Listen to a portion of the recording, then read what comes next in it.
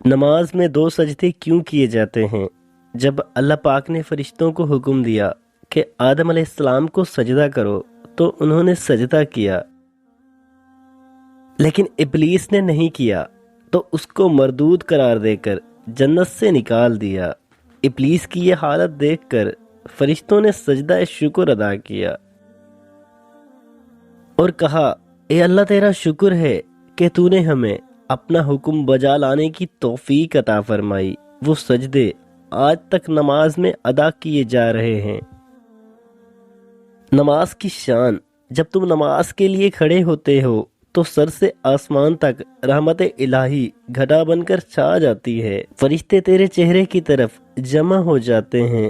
ایک فرشتہ پکارتا ہے